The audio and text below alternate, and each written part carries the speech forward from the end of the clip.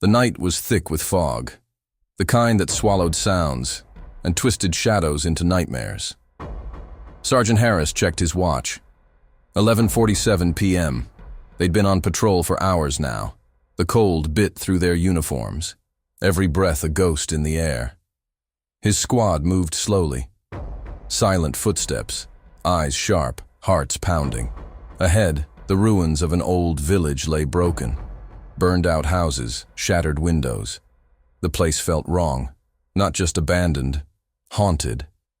"Keep your eyes peeled," Harris whispered, his voice barely above the wind. The radio crackled, static. Then a whisper, no words, just a breath. Harris froze. His skin crawled. He signaled the squad to halt. They pressed backs to walls, rifles ready. The fog shifted. Something moved just beyond sight. A shadow. Too quick. Too unnatural. Private Lewis swore he saw a figure. A man in uniform. But his face was twisted, like a mask of pain and fury. "Did you see that?" Lewis whispered. Harris nodded, slowly. "Stay sharp." They moved forward every step heavier. Suddenly, a scream pierced the night. Not human, not alive. A sound that tore through the soul. Corporal Jenkins dropped to his knees, clutching his ears. The squad turned toward the sound, but no one was there. Then the radio burst alive. "Help us!" A voice, desperate and broken. "Where? Who?" Harris barked. Only static answered.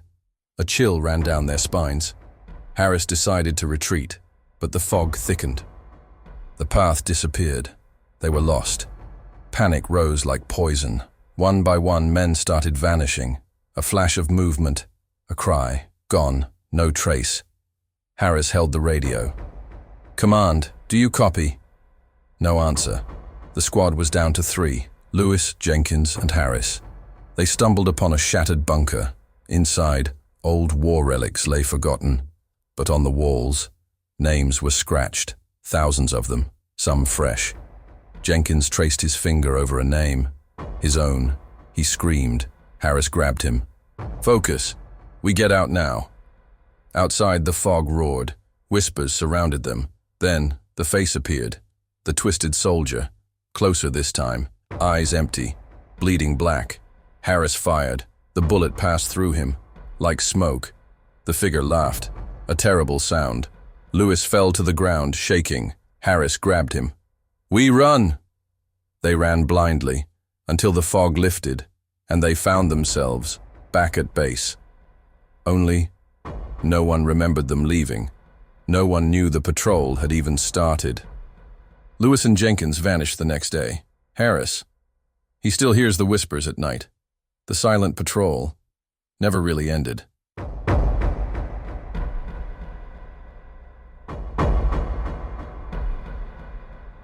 The desert sun was merciless.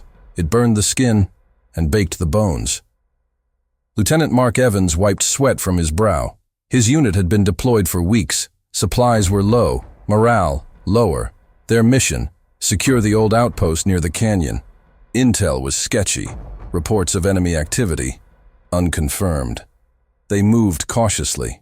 Every rock, every shadow felt alive. The outpost appeared, crumbling, half buried in sand. A ghost from a war no one talked about. Inside, silence. Too complete. Evans swept his flashlight across the walls. Blood stains, old and fresh.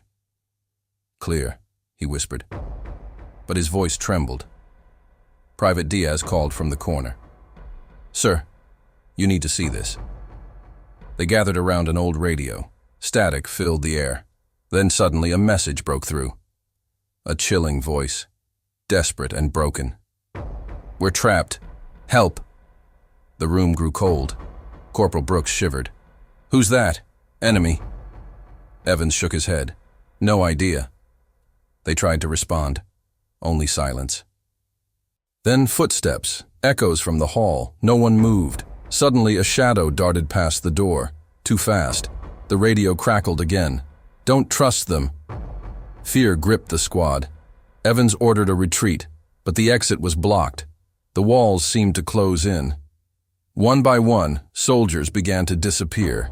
Faint screams followed them into the dark. Diaz vanished next to Evans, leaving only a bloody handprint. Brooks pleaded, "They're here, watching." Evans tried to keep control, but his mind unraveled. In the deepest corner of the outpost, they found an old journal. Its pages told a story of betrayal, of soldiers abandoned and left to die. The final entry was a warning. They come for us, and for you.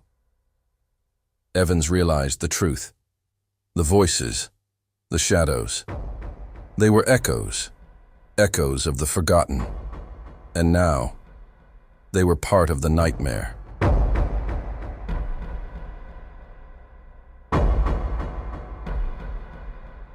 The bunker was deep underground, cold, silent, a tomb. Captain Reed checked his watch. 3:33 a.m. They'd been stationed here for weeks. The war above was chaos, but down here, silence. Their mission: monitor enemy radio signals, intercept messages, gather intel. But lately, things had changed. The radios crackled with static. Then voices, not enemy voices, whispers, faint, broken. "Help, please." Reed frowned. He motioned for Private Cole to check the equipment. Cole worked silently, but his eyes grew wide. He looked pale. "Captain, you need to hear this." They all gathered around. A chilling broadcast. Voices of soldiers long dead, speaking of betrayal, murder, revenge. Then the line went dead. Suddenly the bunker shook. Lights flickered. The radios blared in unison. A distorted message: "They're here." Reed grabbed his rifle. The squad moved cautiously through the narrow corridors. No sign of enemy soldiers, but shadows moved just out of sight. One by one, men started disappearing. A scream here, a thud there. Cole was gone. Reed's heart pounded. Keep together. But fear spread like wildfire. The radios screamed again. Betrayed, left to die. Reed remembered the stories. The bunker was built over a forgotten massacre. Soldiers trapped, betrayed by their own. Now their souls were trapped, angry. Reed's radio hissed, "Join us." His vision blurred. He saw faces, twisted in pain. He dropped his rifle. Silence. The next morning, the bunker was empty. No trace of Reed or his squad. Only the radios remained, whispering their final warning.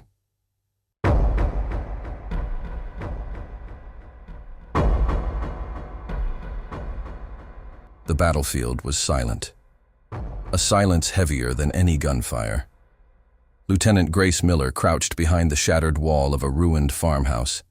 Her breath came in slow, controlled bursts. The night was cold. But inside, fear burned hotter than any fire.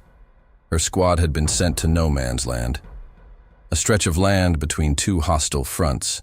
A place where soldiers vanished without a trace. They were to scout, gather intel, stay alive.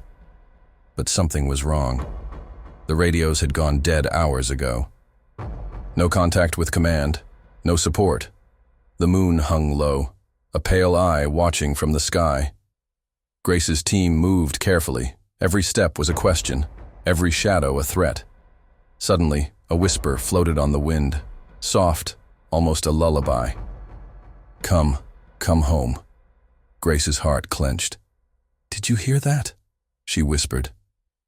Her men nodded, but their eyes betrayed their doubt. They pushed forward. The ruins of trenches appeared. Broken barbed wire tangled in the mud. Empty shells littered the ground. Then came the voices, low murmurs, pained and pleading. "Help us! We're still here. Don't leave us." Corporal Diaz shook his head. Voices, in the wind. Grace didn't respond. Her fingers tightened on her rifle. The whispers grew louder, echoing all around them. Suddenly, a figure appeared. A soldier, but not like any Grace had seen. His uniform was tattered, his face gaunt, eyes hollow and glowing faintly blue. He reached out.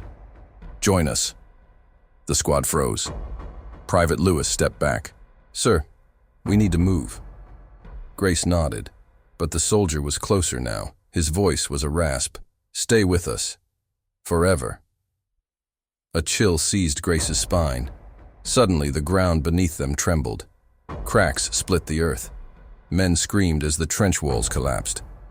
Grace fell, hands digging into the dirt. When she looked up, the soldier was gone. But the voices remained, whispering, calling. The squad scrambled to regroup. But one by one, they began to disappear. Lewis vanished first. A scream cut short. Diaz was next. His last words, "They're pulling us in." Grace was alone now, alone in no man's land. The whispers surrounded her. The cold touched her bones. She stumbled to the edge of the trenches, looked back once more. The ghostly soldier appeared again, smiling. "Stay with us." Grace ran. No sound, no footsteps, only the whispers chasing her. She burst through the tree line. The moonlight was blinding. She didn't stop running, but the voices never left. Back at camp, no one believed her story. No one knew what happened in no man's land. But Grace never forgot. The whispers never stopped. And sometimes, at night, she hears them calling her name.